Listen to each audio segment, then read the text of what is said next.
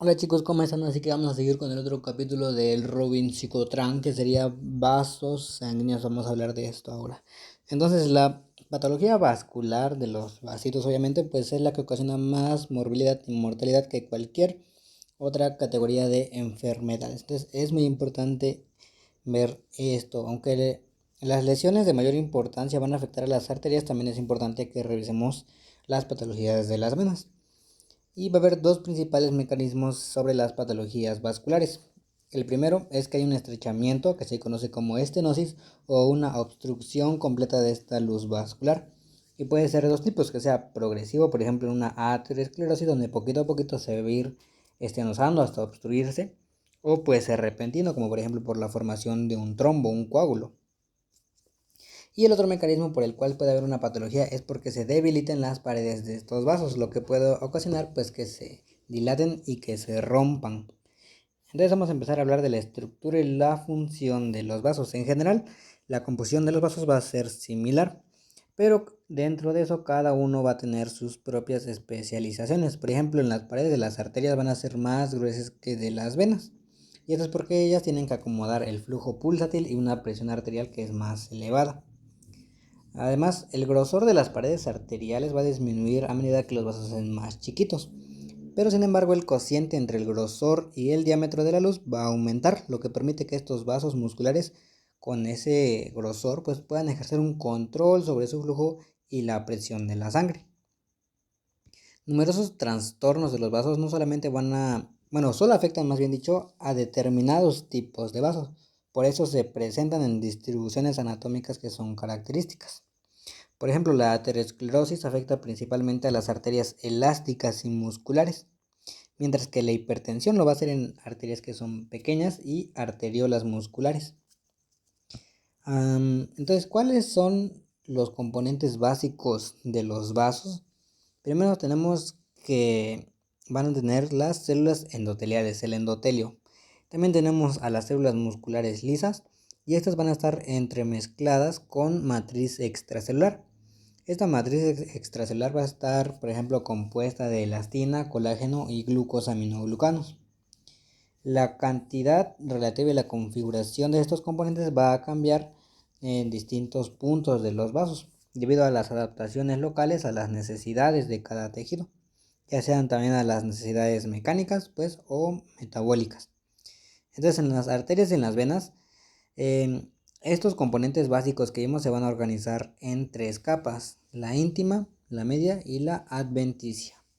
Entonces, empezando a hablar de la íntima, esta íntima va a ser una sola capa de células endoteliales que va a estar unida a su membrana basal. Y debajo de esta va a tener una fina capa de matriz extracelular. Y esta va a estar separada de la túnica media por una lámina elástica interna. Pues principalmente esta va a estar en arterias grandes y arterias musculares.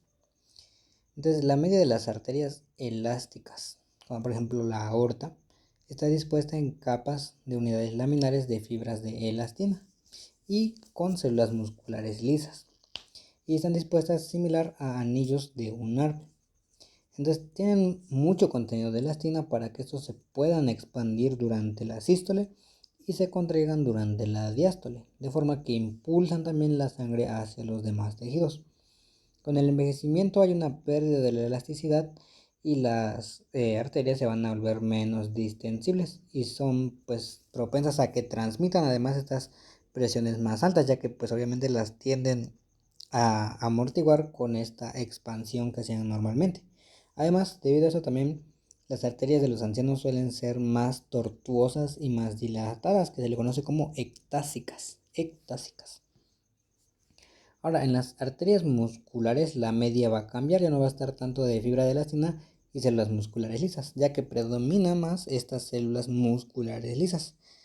Y estas van a poder hacer contracción, que se le conoce como vasoconstricción en los vasos, o la relajación, que se conoce como vasodilatación. Y estas van a estar reguladas por estímulos del sistema nervioso autónomo y también por factores metabólicos. Ahora, ¿cómo va a ser la media en las arteriolas? Las arteriolas hay que saber que son los principales puntos de resistencia fisiológica al flujo sanguíneo. La resistencia va a ser inversamente proporcional a su diámetro, por lo que nos indica que menos diámetro incluye pues que haya más resistencia. Entonces las pequeñas disminuciones en el tamaño de la luz de las arteriolas, ya sea por sus cambios estructurales o porque ellas mismas hagan vasoconstricción, pueden aumentar demasiado la presión arterial, de hecho hasta la cuarta potencia. La última de las capas va a ser la adventicia, y esta va a estar pues en el exterior y va a estar separada de la túnica media por una lámina elástica, pero ahora externa, que esta va a estar bien definida. La adventicia va a estar formada por tejido conjuntivo laxo y puede contener fibras nerviosas. También la difusión de oxígeno y nutrientes que está en la luz de los vasos es suficiente para que pues, se puedan dar los nutrientes necesarios a las paredes de estos vasos.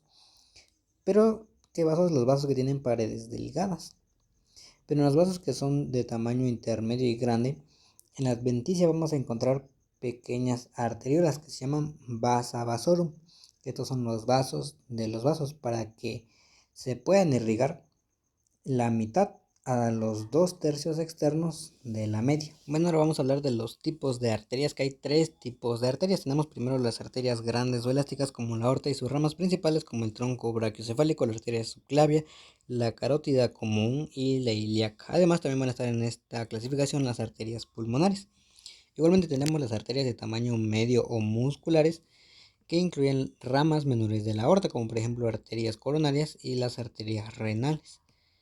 Y por último, la clasificación de las arterias pequeñas, que miden menos de 2 milímetros de diámetro, y también tenemos a las arteriolas, que estas miden de 20 a 100 micrómetros de diámetro. Estos se van a encargar principalmente de irrigar al tejido y los órganos.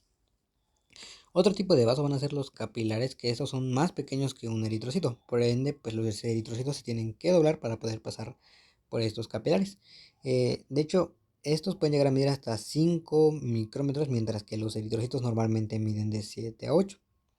Tienen un revestimiento de células endoteliales estos capilares, pero van a carecer de una capa media, por lo cual en su lugar de eso van a tener unas células que se llaman pericitos, que son similares a las células musculares lisas. Además, en esos capilares va a haber un flujo que va a ser lento, que va a ayudar a que se intercambien las sustancias entre la sangre y los tejidos. Hablando de esta difusión de nutrientes, el oxígeno solo se puede difundir a una distancia de 100 micrómetros, por eso la red capilar de la mayoría de los tejidos tiene que ser densa, no puede estar a más de 100 micrómetros. Los tejidos, además de metabolismo alto como el miocardio o el cerebro, tienen una mayor densidad de capilares para que puedan justamente asegurar esta nutrición de oxígeno y de demás cosas hacia este tipo de tejidos que lo ocupan más. Después, esta sangre que ya sale de los lechos capilares, que ya recogió los desechos y ya envió los nutrientes, va a ser recogida por las vénulas postcapilares. De hecho, en este lugar es donde se extravasa líquido y leucocitos cuando se producen reacciones inflamatorias. Después, esta sangre de las vénulas postcapilares va a pasar a las vénulas colectoras, y aquí dejan de llamarse vénulas para pasar a las venas pequeñas, de aquí a las venas intermedias y por último a las grandes.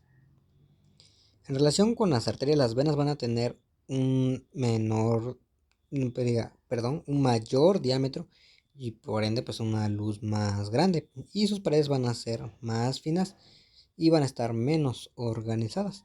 Entonces, esta mayor luz que van a tener van a permitirle poder tener una capacidad de albergar aún más sangre que las arterias.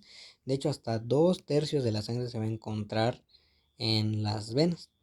Además, pues obviamente por gravedad los líquidos suelen caer hacia abajo, pero se va a evitar este flujo inverso por la gravedad gracias a las válvulas venosas, que se encuentran principalmente en las extremidades, donde pues si no estuvieran la sangre caería hacia abajo.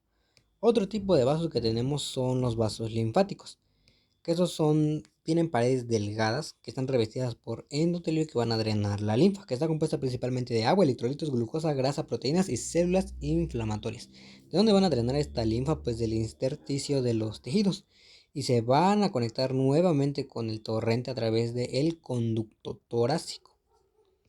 Los linfáticos van a transportar entonces este líquido intersticial que están recogiendo, de forma que ayudan a presentar antígenos de este intersticio llevándolo hacia las células inflamatorias, principalmente a los tejidos ganglionares, donde posibilitan esta vigilancia continua de los tejidos. De esta forma es como pues están buscando agentes patógenos.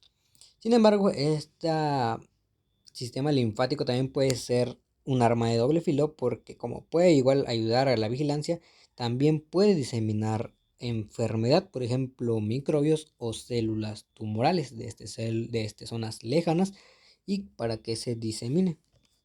Entonces vamos a ver todo un repaso de esta estructura y función vascular que vemos, que es que todos los vasos comparten una arquitectura de tres capas, que vemos la íntima, que está principalmente revestida por endotelio, de ahí tenemos que está rodeada por una media, tiene principalmente músculo liso, y por último tenemos una adventicia, que esta sirve de soporte.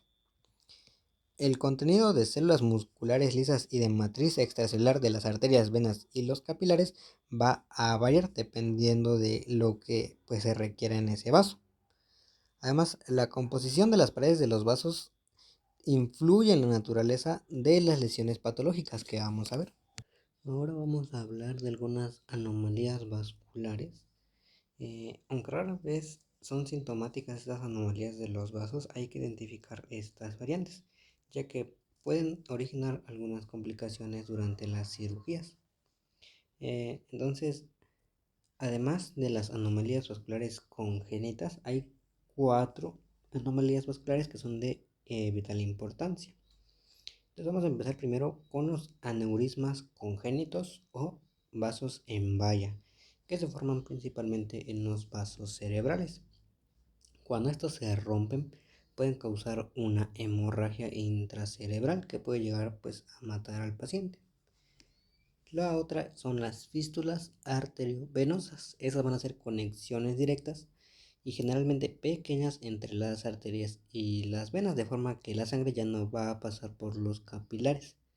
Suele deberse a defectos del desarrollo, aunque también puede llegar a producirse porque se rompa un aneurisma de una arteria cerca de una vena, haciendo pues que se conecte. O también por lesiones que penetran a las arterias y las venas, o por necrosis también de dos vasos adyacentes. Estas fístulas también pueden ser producidas quirúrgicamente para tener un acceso vascular para hacer una hemodiálisis. Y a veces estas fístulas que son hechas quirúrgicamente se pueden llegar a romper o cualquier otro tipo de fístula también. Es importante saber que este paso de la sangre directamente de arteria a vena pues incrementa un volumen que tiene que bombear el corazón, haciendo que éste se esfuerce y pues aumentando el riesgo de una insuficiencia cardíaca de alto gasto. El siguiente tipo de anomalía es una displasia fibromuscular. Esto es un engrosamiento irregular y focal de arterias musculares medias y grandes. Su causa se desconoce y pues principalmente lo que vamos a ver es que hay segmentos en los vasos que van a estar engrosados, ya sea porque hay una hiperplasia o por una fibrosis de la media y de la íntima. Eso, pues esta hiperplasia, este engrosamiento de las capas va a producir una estenosis y la luz va a disminuir. En las arterias renales puede incluso provocar esta displasia fibromuscular, a veces una hipertensión renovascular. Los segmentos que están cerca de estas displasias pueden llegar a tener su túnica media un poco más delgada, lo que hace que en la angiografía se vean como vasos en aspecto de collar de cuentas, o sea que están engrosados y de repente están pues más delgaditos. Esto va a producir incluso evaginaciones vasculares que son los aneurismas y estos aneurismas como ya vimos pues pueden romperse. Y la última anomalía vascular son el origen anómalo de las arterias coronarias. Se produce por una anomalía en el desarrollo en el cual ambas arterias coronarias van a surgir por encima de la misma cúspide coronaria de la válvula aórtica. Cuando esto puede llegar pues, a perjudicar al paciente porque cuando un vaso coronario pasa entre la aorta y la arteria pulmonar, puede llegar a comprimirse durante el ejercicio, lo que hace pues, que no llegue tanta sangre al corazón y provocando una muerte súbita. Vamos a ver ahora la respuesta que tienen los vasos ante una lesión. Primero hay que saber que es importante el funcionamiento de las células endoteliales, tanto de las células musculares lisas, para responder a diversos estímulos. Primero, las células endoteliales ya dijimos que son un revestimiento especializado en los vasos sanguíneos y las poblaciones que revisten estos distintos vasos van a ir cambiando, o sea que van a tener diferentes perfiles ya sea de expresión genética, de comportamiento y hasta de aspecto morfológico. Por ejemplo, algunas células endoteliales, como de los sinusoides hepáticos o de los glomérulos, van a ser fenestrados. Y esta fenestración pues son pequeños agujeros que pueden facilitar la filtración de diversas sustancias de la sangre, mientras que las células endoteliales que están en el sistema nervioso central y junto con sus células perivasculares, los podocitos, van a formar una barrera que va a ser la barrera hematoencefálica, que esta es más impermeable. Entonces, en estos dos ejemplos vemos cómo pueden cambiar las distintas poblaciones de las células endoteliales. Normalmente las células endoteliales además van a ayudar a la homeostasis. Por ejemplo, las células endoteliales van a tener una superficie no trombógena, lo que va a hacer que la sangre se mantenga en su estado líquido en lugar de coagularse. Además, otro aspecto es que van a modular el tono de las células musculares lisas que están en la media. ¿A través de qué? Pues de hormonas como la angiotensina, metabolizando estas hormonas, regulando también la inflamación y además también afectan el crecimiento de otros tipos celulares, como por ejemplo las células musculares lisas. Ahora vamos a ver que aunque los vasos normales, las uniones interendoteliales normalmente son impermeables, algunos agentes vasoactivos como la histamina pueden provocar una contracción entre estas células endoteliales, haciendo que pues, se agranen estas uniones y permiten que salgan líquidos, electrolitos y hasta algunas proteínas. De hecho, en la inflamación los leucocitos se pueden deslizar entre estas células endoteliales. Vamos a ver también que las células endoteliales pueden responder a varios estímulos, ajustando sus funciones de forma que tengan un estado de equilibrio y que expresen también propiedades nuevas. Este es un proceso denominado activación endotelial. Hay varias cosas que pueden activar al endotelio, por ejemplo, citocinas, productos bacterianos y estos pueden provocar la inflamación y en casos graves incluso un shock séptico. Otras cosas que igualmente pueden activar a este endotelio pueden ser las tensiones hemodinámicas y también productos lipídicos, que estos pues son fundamentales en la patogenia de la aterosclerosis.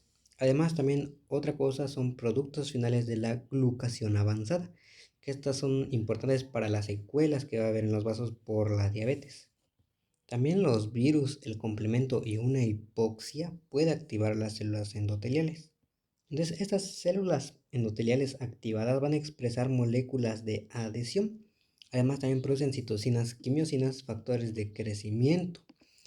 También pueden producir moléculas vasoactivas, ya sea que produzcan una vasoconstricción o una vasodilatación, y pueden inducir a que se exprese más el complejo principal de histocompatibilidad. Igualmente pueden jugar con la producción de factores procoagulantes y anticoagulantes y también pues, pueden producir muchos otros productos. Las células endoteliales pueden influir en la reacción de los vasos, en la vasoreactividad, principalmente de las células musculares lisas, mediante la producción de factores, por ejemplo, vasodilatadores como el óxido nítrico o vasoconstrictores como la endotelina.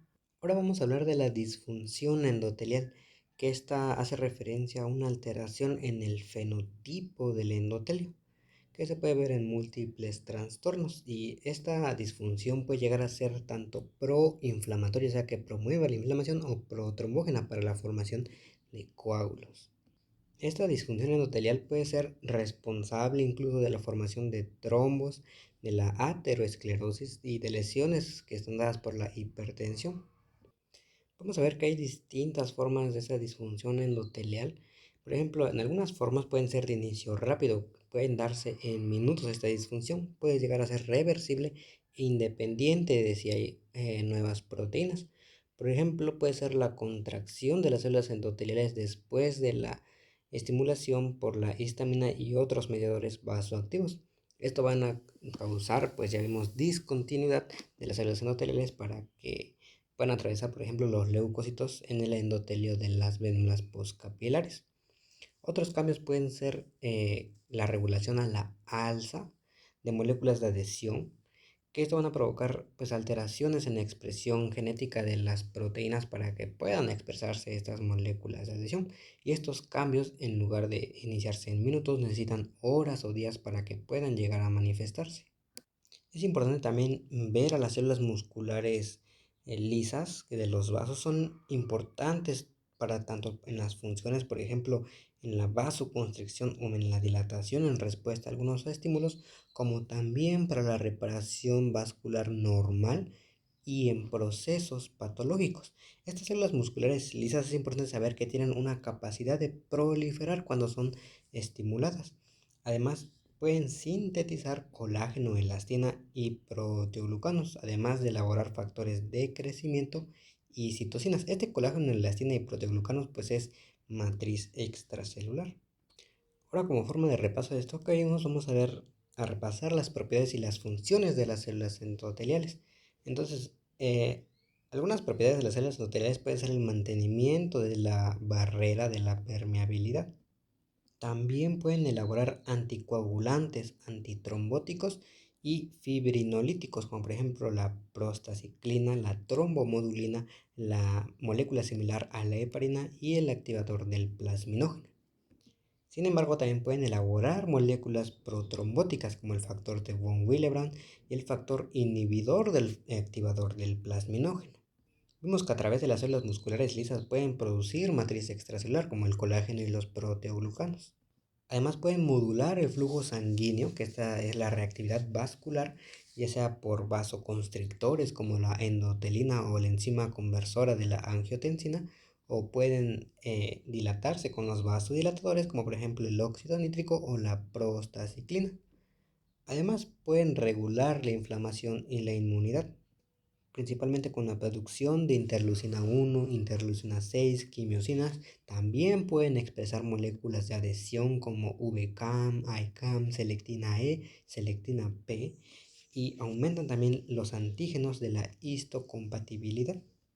Igualmente pueden regular el crecimiento de las células de este endotelio, por ejemplo, estimulando el crecimiento con el factor de crecimiento derivado de plaquetas, el factor estimulante de colonias o el factor de crecimiento de fibroblastos. Y también pueden inhibir este crecimiento, por ejemplo, con la heparina o el factor de crecimiento transformante beta. Vamos a ver ahora hablar sobre el engrosamiento de la íntima, que esta es una respuesta prototípica, o sea, muy normal hacia la lesión vascular. Entonces, una lesión vascular, ya sea por una disfunción del endotelio o por una pérdida de estas células endoteliales, puede estimular a que se reclute y que proliferen células musculares lisas. Estas van a sintetizar matriz extracelular, lo que hace que la íntima se engrose y esto va a afectar al flujo de los vasos. Entonces, las células endoteliales, que están implicadas en la reparación pueden venir ya sea de la migración de células que no están lesionadas en áreas cercanas o pueden derivar de precursores de células endoteliales que están circulando. Ahora, las células musculares lisas de la media o precursores también circulantes de estas células musculares lisas pueden migrar también a la íntima, de forma que éstas proliferan y sintetizan matriz extracelular, de la misma forma que lo haría un fibroblasto. Entonces es característico que esta neoíntima, esta nueva íntima más gruesa, esté completamente cubierta de células endoteliales después ya de su reparación. Y este tipo de respuestas de neoíntima va a registrarse en cualquier tipo de daño o disfunción vascular, independientemente de cuál sea la causa. Por eso se dice que es una respuesta prototípica. Ahora, estas células musculares lisas nuevas de la neoíntima van a tener un fenotipo diferente, van a ser más proliferativas y van a tener mayor capacidad de sintetizar nuevos componentes y van a tener una menor capacidad de contraerse. Este comportamiento de estas nuevas células musculares lisas va a estar regulada por citocinas, factores de crecimiento, células endoteliales, macrófagos, trombina y factores incluso del complemento que están activados. Pero con el tiempo y el restablecimiento de la normalización de las capas del endotelio y las capas del vaso, las células musculares lisas pueden volver a un estado no proliferativo. Entonces vamos a repasar nuevamente esto del endotelio. Vamos a empezar con la activación. Una normotensión, un flujo laminar normal y factores de crecimiento como el factor de crecimiento endotelial vascular van a dejar al endotelio en un estado basal, donde tiene una superficie que no es adhesiva y no es trombógena, pero sin en cambio distintos factores, por ejemplo el flujo turbulento, la hipertensión, citocinas, complemento, productos bacterianos, lipídicos o de la glucación, una hipoxia, una acidosis, virus incluso y humos de cigarrillos pueden aumentar la expresión de procoagulantes, moléculas de adhesión y factores proinflamatorios. Entonces hace que haya una expresión aquí alterada de quimiosinas, citocinas y factores de crecimiento, lo que hacen que el endotelio pase a un estado activado, donde expresan estos factores que causan contracción de músculo liso, su proliferación y la síntesis de matriz. Vimos también que los vasos están revestidos de endotelio que tiene propiedades homeostáticas y que pues dependiendo de a qué lecho vascular van a pertenecer tienen distintas funciones. Por ejemplo, pueden ser fenestradas en los glomérulos, en lo que ya hemos visto.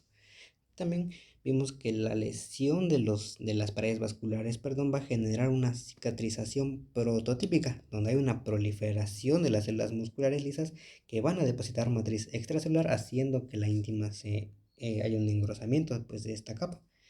También va a haber aquí un reclutamiento y una activación de las células musculares lisas, lo que hace pues que derive principalmente de emisión de señales de células como células endoteliales, plaquetas y macrófagos, así como que también vimos que intervienen aquí en el reclutamiento de estas células algunos mediadores de la cascada de la coagulación y también el complemento. En ocasiones este engrosamiento de la íntima puede causar una estenosis y una obstrucción vascular. Vamos a hablar ahora de la enfermedad vascular hipertensiva. Las presiones arteriales sistémica y local de los tejidos deben de mantenerse dentro de un intervalo. Por ejemplo, una presión baja, una hipotensión puede dar lugar a una perfusión inadecuada de los órganos, lo que obviamente puede provocar que no tengan una adecuada función y que muera parte del tejido. Al inverso, una presión que es alta, una hipertensión, puede causar daño también en estos órganos, además de que es un factor de riesgo para la aterosclerosis. Los efectos perjudiciales de la presión arterial van a aumentar a medida que esta presión crece, pero no hay un umbral definido para decir quién ya está expuesto a un mayor riesgo, por ejemplo, de enfermedad cardiovascular. Entonces va a variar mucho. Entonces, tanto la presión sistólica durante la contracción como la diastólica van a ser importantes. De hecho, se puede considerar a personas con una presión diastólica superior a 80 a una sistólica encima de 120 como una hipertensión que ya es significativa. Si esto pues se aplicara, hasta el 46% de la población ya sería hipertensa. Sin embargo, estos límites no evalúan de manera fiable el riesgo en todas las personas. Por ejemplo, en algunas personas que ya tienen factores de riesgo como la diabetes, los umbrales deberían ser más bajos para ya considerarlos hipertensos. Aún las causas de la hipertensión se continúan ignorando y aquí vamos a dividir la hipertensión en dos partes. Un pequeño número de pacientes con hipertensión, el 10%, va a tener una hipertensión secundaria, o sea que tenga una causa identificable como enfermedad renal, suprarrenal, una estenosis también de la arteria renal. Em, pero el 90% de los pacientes van a tener una hipertensión idiopática y esta corresponde a la denominada hipertensión esencial o pues la primaria. Es probable que esta hipertensión primaria o esencial sea un trastorno multifactorial que dependa de efectos de múltiples polimorfismos genéticos y de la interacción también con diversas partes del ambiente.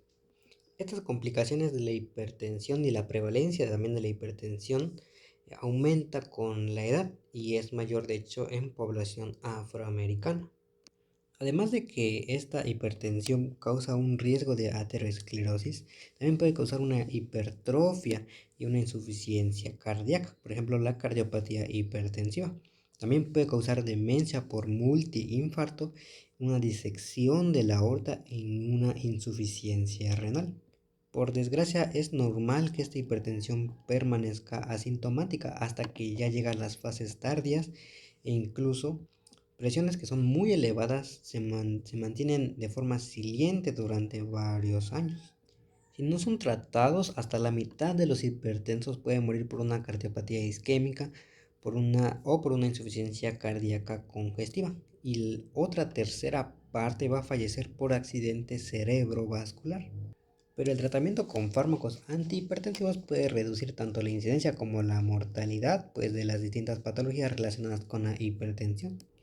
Un muy pequeño porcentaje de las personas hipertensas, como el 5%, va a presentar una rápida elevación de la presión arterial y esto sin tratamiento puede llegar a causar la muerte en 1 o 2 años y se conoce como la hipertensión maligna, que sus características va a ser una elevación de la presión sistólica superior a 200 milímetros de mercurio, perdón, y una presión diastólica superior a 120 milímetros de mercurio. Y otras cosas que las caracterizan también puede ser una insuficiencia renal, una hemorragia de exudados también retinianos, ya sea con o sin edema de la papila, y esta tumefacción del nervio óptico va a reflejar que hay una presión intracraneal que está aumentada. Esta hipertensión maligna puede desarrollarse en personas que son normotensas, o sea, con una presión normal, pero es más frecuente que se desarrolle en enfermos que ya tienen una hipertensión maligna que ya venía existiendo. Entonces, para repasar esto, vamos a ver los tipos y las causas de la hipertensión, ya sea sistólica y diastólica también. Entonces, tenemos dos tipos, que es la hipertensión esencial, que es responsable del 90 al 95% de los casos. Y pues la que vamos a hablar ahorita va a ser la hipertensión secundaria, que se debe a alguna causa. Por ejemplo, puede verse alguna causa renal como una glomerulonefritis aguda, una nefropatía crónica, una poliquistosis renal, una estenosis de la arteria renal, una vasculitis renal o tumores productores de renina, ya que esto va a aumentar la angiotensina, la aldosterona y pues todo esto va a aumentar la presión. También puede aumentar la presión por afectación del sistema endocrino, por ejemplo, por una hiperfunción córtico-suprarrenal, como en el síndrome de Cushing, en el aldosteronismo primario, la hiperplasia suprarrenal congénita o en la ingesta de regalis también puede aumentar. También hormonas exógenas pueden aumentar esta presión, por ejemplo, glucocorticoides y estrógenos, como por ejemplo que ya están dados por el embarazo o por anticonceptivos orales. También los simpático-miméticos y alimentos que contienen tiramina. Igualmente así los inhibidores de la monoaminooxidasa. También el feocromacitoma, la acromegalia, el hipertiroidismo o la tirotoxicosis y la preeclampsia que está inducido por el embarazo son otros ejemplos de la función endocrina que afecta a esta hipertensión secundaria.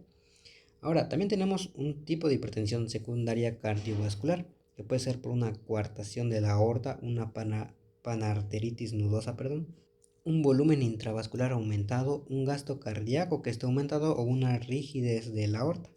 Y también puede ser neurológica, como por ejemplo psicógena, por una presión intracraneal que está aumentada, una apnea del sueño, un estrés agudo también puede aumentar esta presión, o por ejemplo debido a una cirugía. Entonces, para entender primero la hipertensión tenemos que saber cómo se regula normalmente la presión arterial. Entonces, la presión arterial depende tanto del gasto cardíaco y también de la resistencia vascular periférica. Estos dos pueden ser influidos por factores ya sea genéticos o también ambientales. Al final de cuentas, la integración de diferentes estímulos intenta que se asegure esta perfusión a los diferentes tejidos, a pesar de que estos tejidos tengan diferencias en cuanto a demanda pues, de oxígeno o de nutrientes. Primero, el gasto cardíaco es la función, bueno, depende del volumen sistólico, o sea, del volumen que se está eyectando y de la frecuencia cardíaca, el momento, el tiempo con el que éste se eyecta. Y entonces, el determinante más importante del volumen sistólico es la presión de llenado.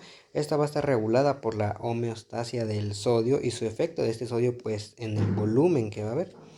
Y la frecuencia cardíaca y su contractilidad del miocardio se va a regular por sistemas alfa y beta adrenérgicos, que estos ya vimos que pueden inducir diversos efectos sobre el tono vascular. Por el contrario, la resistencia periférica va a estar regulada normalmente por nivel de las arteriolas. Estas arteriolas pueden estar controladas por estímulos neuronales y hormonales. El tono vascular al final de cuentas va a reflejar un equilibrio entre los vasoconstrictores como angiotensina 2, catecolaminas y endotelina y el equilibrio entre los vasodilatadores como las seninas, prostaglandinas y óxido nítrico. Los vasos también de esta resistencia van a mostrar una autorregulación. Por ejemplo, en un flujo sanguíneo que está aumentado puede inducirse una vasoconstricción para proteger a los tejidos de una hiperperfusión.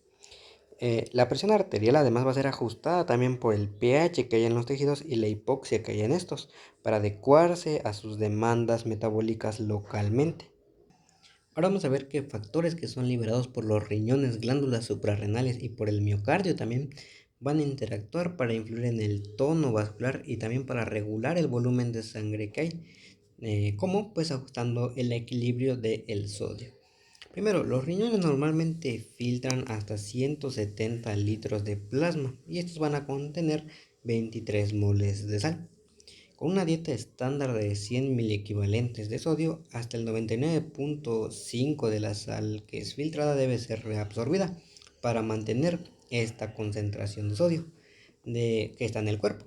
Este 99.5%, el 98% va a ser sodio que va a ser reabsorbido por transportadores que están constitutivamente activos. Y el otro 1.5% de sodio, la cantidad remanente, va a ser reabsorbida por el canal de sodio epitelial, que es ENaC. Este va a estar regulado por el sistema renina-angiotensina-aldosterona. Y de esta manera, con ese 1.5%, van a determinar el equilibrio neto de sodio. Vamos a ver que tanto el corazón como el riñón van a contener células que perciben cambios en la presión o en el volumen y de esta forma como respuesta van a liberar distintos factores que actúan para mantener una presión arterial que sea normal. Entonces los riñones primero vamos a ver que influyen en la resistencia periférica y en excreción o en la retención de sodio a través del sistema de renina, angiotensina, aldosterona.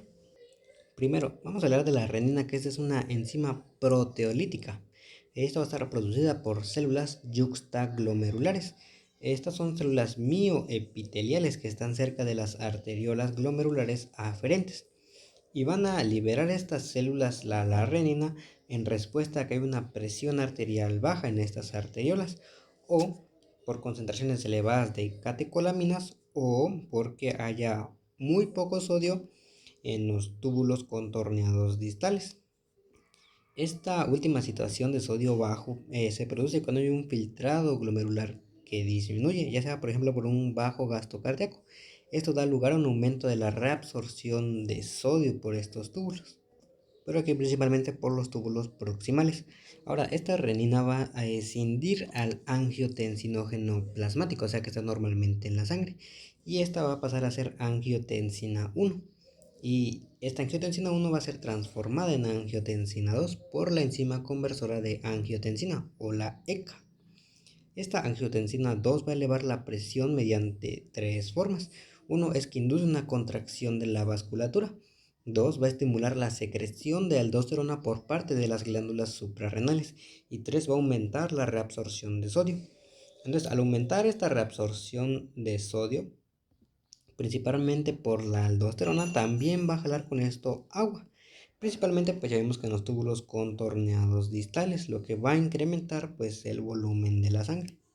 Además, el riñón también puede producir sustancias que van a inducir la relajación de los vasos, como por ejemplo las prostaglandinas y el óxido nítrico, que puede contrarrestar estos efectos vasopresores de la angiotensina. Ahora hablando del corazón, los péptidos natriuréticos miocárdicos van a ser liberados desde el miocardio auricular y el ventricular, pero en este ventrículo va a ser menor la liberación. ¿Y cuándo lo van a liberar? Pues cuando responden a una expansión de esta volemia. Y este péptido natriurético va a inhibir la reabsorción de sodio y va más bien a favorecer su excreción y pues la diuresis. ¿Para qué? Pues para reducir el volumen que está habiendo de sangre y induce además una vasodilatación sistémica. Entonces, a forma de repaso de esta explicación para la regulación de la presión arterial, vamos a ver otra vez que la presión arterial es igual al gasto cardíaco multiplicado por la resistencia periférica. Primero, el gasto cardíaco depende tanto del volumen como de factores cardíacos como la frecuencia y la contractilidad. El volumen está principalmente dado por el sodio y puede ser modificado por mineralocorticoides como la aldosterona, o también puede ser modificado por el péptido natriurético auricular, que vemos que va a reducir este volumen excretando más sodio, mientras que la aldosterona pues reabsorbiendo el sodio, principalmente por el canal ENaC que está en los túbulos contorneados distales. Ahora, de la resistencia periférica, habíamos visto que está controlado por factores humorales y neuronales, además de locales. Dentro de los humorales tenemos a los constrictores como la angiotensina, catecolaminas, tromboxano, leucotrienos y endotelina, mientras que del lado de los dilatadores tenemos a las prostaglandinas, a las cininas y al óxido nítrico. Ahora, hablando de los factores neuronales, vamos a tener en constrictores a los alfa-adrenérgicos, mientras que los dilatadores, los beta-adrenérgicos, pues van a ayudar a hacer esta vasodilatación. Dentro de los factores locales tenemos a la autorregulación, que es este mecanismo para dar todos los metabolitos necesarios para que pues el tejido pueda nutrirse. Además, también van a afectar el pH y la hipoxia de los tejidos. Y ahora vamos a hablar de la interacción que hay en el eje renina-angiotensina-aldosterona y el péptido natriurético. Primero habíamos visto que la presión arterial puede aumentar por el volumen o por la resistencia. Por ejemplo, por el volumen puede ser porque hay un exceso de sodio en la dieta, una excreción inadecuada por una insuficiencia renal, por ejemplo, un hiperaldosteronismo, una reabsorción de sodio aumentada, por ejemplo, en los síndromes de Gitelman, de Bartter y de Little. Mientras que en la resistencia aumentada puede ser un aumento del tono simpático, por un feocromacitoma, por ejemplo, o por el eje renina-angiotensina-aldosterona que esté aumentado. Al final de cuentas, todo esto va a hacer que aumente la presión arterial y sobrecarga de volumen al sistema. Esta sobrecarga dijimos que pues en las aurículas principalmente va a llevar a que se excrete péptido natriurético auricular. ¿Esto qué va a hacer? Que se vasodilaten los vasos y que se excrete sodio y con ello agua, lo que disminuye la volemia. Entonces se disminuye la volemia por medio de la excreción de sodio y se disminuye la resistencia por medio de la vasodilatación. Todo esto va a llevar a que disminuya la presión arterial. Sin embargo, un bajo volumen o una baja resistencia pueden llevar a diversas respuestas. Por ejemplo, en el riñón, una estenosis de la arteria renal va a disminuir esta perfusión hacia el riñón o cualquier otro cambio del volumen o de la resistencia. La cosa es que si le llega menos volumen al riñón, este va a terminar excretando renina, que va a convertir el angiotensinógeno que se produce en el hígado para producir angiotensina. Esta angiotensina principalmente en el pulmón, pero en otros tejidos donde haya endotelio es el que principalmente va a participar acá para convertir esta angiotensina 1 en angiotensina 2 por medio de una enzima. Esta angiotensina 2 tiene varias respuestas. Una de ellas pues, es realizar una vasoconstricción de los vasos. Además, en la médula suprarrenal va a llevar a que se secrete la aldosterona.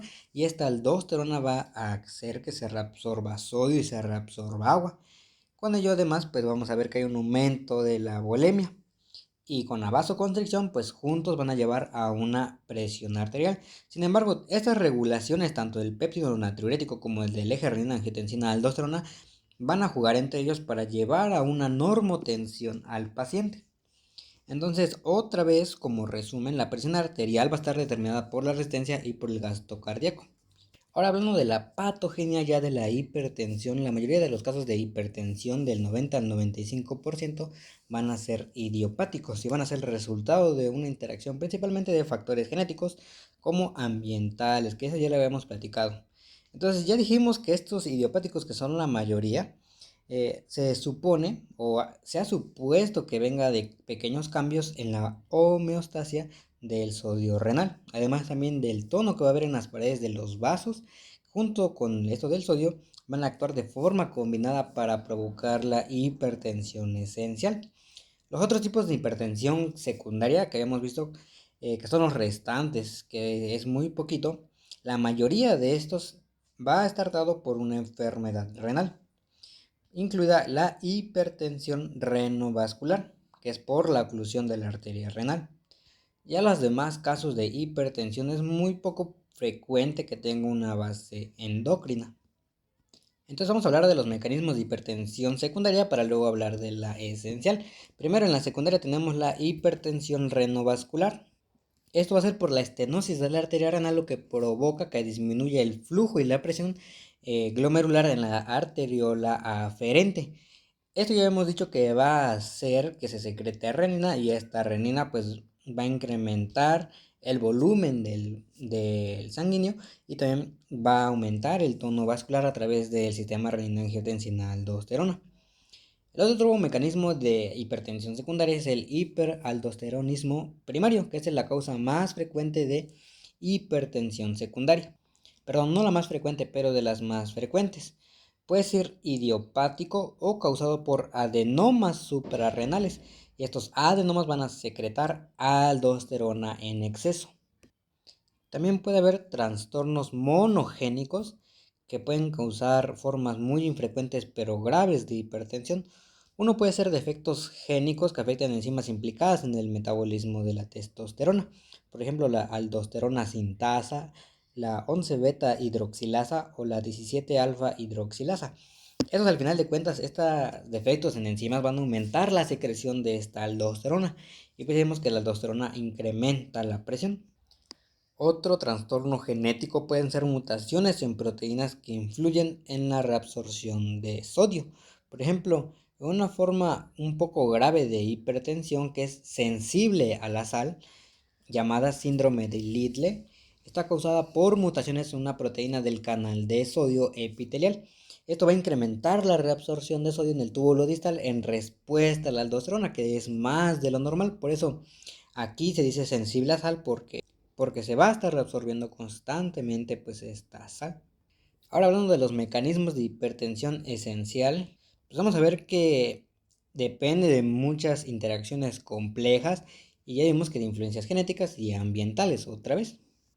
Entonces, uno de ellos son los factores genéticos que pueden influir en la regulación de la presión, y esto está comprobado porque se han hecho comparaciones entre los gemelos monocigotos y dicigotos. Entonces, varios trastornos monogénicos van a causar formas raras de hipertensión o también de hipotensión.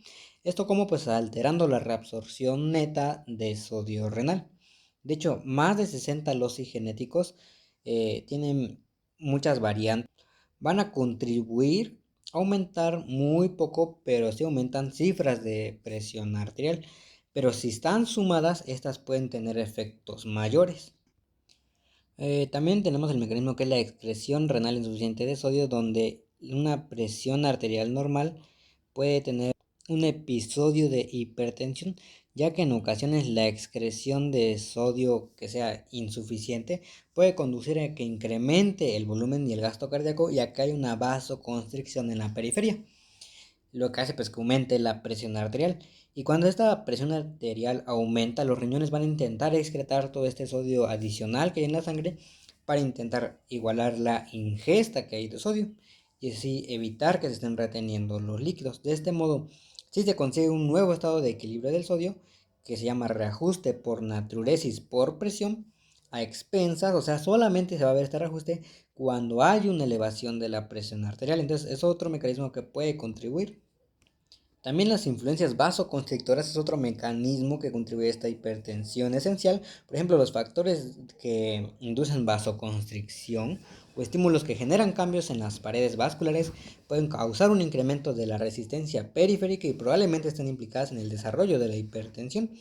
Y el último son los factores ambientales, como por ejemplo el estrés, la obesidad, el consumo de tabaco, la inactividad física y el alto consumo de sal se han correlacionado mucho con la hipertensión. De hecho, la evidencia vincula la ingesta de sodio con la prevalencia de hipertensión en muchas poblaciones. Por eso es que se dice que hay que reducir esta ingesta de sodio en pacientes hipertensos. Entonces, ¿qué provoca en los vasos esta hipertensión? Puede provocar una aterogenia, que vamos a ver en otro capítulo, pero también puede producir cambios degenerativos en las paredes de los vasos. Hay tres principales enfermedades de los pequeños vasos relacionadas con la hipertensión. Una de ellas va a ser la arterioloesclerosis hialina. Aquí las arteriolas van a tener un engrosamiento hialino, o sea, como rosado, y va a estar de forma homogénea y va a estar asociada a una estenosis luminal. Es debido a una extravasación de proteínas que estaban en el plasma a través de las células endoteliales que están lesionadas. También debido a un aumento de síntesis de la matriz extracelular por las células musculares lisas en respuesta pues a esta lesión por presión hemodinámica. Pacientes también de edad avanzada que sean normotensos pueden presentar esta arterioloesclerosis hialina, pero va a ser más generalizada y más grave en los hipertensos y en los diabéticos. La nefroesclerosis puede ser inducida por una hipertensión crónica, donde va a haber una estenosis arteriolar que causa una afectación difusa en toda la irrigación renal, lo que provoca pues una cicatrización de los glomérulos. Eso es la nefroesclerosis. Está esclerosando pues el riñón. La otra es la arterioloesclerosis hiperplásica, ya no es la hialina. Y aquí va a ser propia, recuerden, de la hipertensión grave. Aquí los vasos van a tener un engrosamiento concéntrico y laminado, que se llama en piel de cebolla. Va a provocar una estenosis igual de la luz. Estas láminas van a ser constituidas prácticamente por células musculares lisas que van a tener una membrana basal engrosada y hasta duplicada. En la hipertensión ya no grave, sino hasta la maligna, puede ir acompañada de depósitos fibrinoides y de necrosis de las paredes vasculares, que esto se le llama arteriolitis necrosante, sobre todo en el riñón. Y la última es que puede haber una hipertensión pulmonar que puede estar causada por distintas entidades como una insuficiencia cardíaca izquierda, una cardiopatía congénita, trastornos valvulares, enfermedad pulmonar obstructiva o intersticial y tromboembolias repetidas. La cuestión aquí es que cualquiera de estas entidades va a provocar que haya un aumento de la presión en el sistema vascular pulmonar. Y las arteriolas de estos pulmones afectados van a tener cambios que van desde un engrosamiento fibrótico de la íntima hasta una hiperplasia en la media. Entonces, una vez más es importante recordar que en la patología vascular de la hipertensión tenemos una arterioloesclerosis hialina, donde la pared va a estar engrosada con un aumento del depósito de proteínas, o sea, por eso está hialinizada, y la luz va a estar estrechada. Y la otra principal va a ser la arterioloesclerosis hiperplásica en piel de cebolla, donde va a haber una obliteración prácticamente de la luz. Y se va a dar pues principalmente en la hipertensión grave o hasta la maligna. Entonces es importante recordar que la hipertensión es un trastorno frecuente y que hasta incluso la mitad de los adultos en Estados Unidos pueden estar afectados por esta. Es un factor de riesgo para desarrollar ateroesclerosis, una insuficiencia cardíaca congestiva y una insuficiencia renal. La hipertensión esencial va a ser la forma más frecuente y va a estar hasta el 95% de los casos. Va a ser un trastorno que es muy complejo y multifactorial, ya que depende de tanto influencias ambientales como de polimorfismos genéticos, que estos afectan a la reabsorción de sodio, a las vías de la aldosterona y el sistema renina-angiotensina. Aunque ocasionalmente el restante causas de hipertensión puede estar causada por trastornos monogénicos o puede ser secundaria a enfermedades principalmente del riñón, aunque también de glándulas suprarrenales u órganos endocrinos. La hipertensión que es sostenida requiere que empiece a participar el riñón, que responde eliminando la sal y agua para reducir la volemia. Además, en una hipertensión que ya está establecida, este aumento de la volemia, como también va a haber una mayor resistencia periférica, contribuye a que se eleve todavía más la presión arterial. Y vimos, por último, que histológicamente la hipertensión se asocia a engrosamientos de las paredes por depósitos hialinos y en casos graves por proliferación de las células endoteliales y las células musculares lisas con replicación de las membranas basales. Y lo último que vamos a hablar hoy es de la arterioesclerosis.